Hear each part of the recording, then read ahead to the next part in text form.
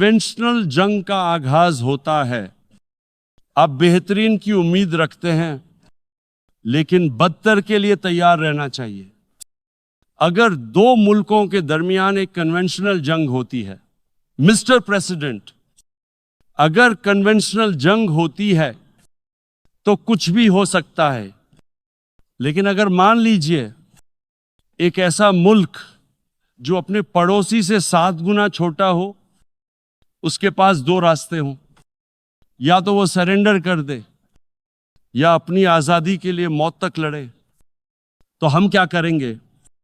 मैं खुद से ये सवाल करता हूं और मेरा यकीन है, ला इलाहा इल्लल्लाह, कोई माबूद नहीं सिवा एक अल्लाह के, और हम लड़ेंगे ला इलाहा इल्लल्लाह, there is no god but one, and we will fight.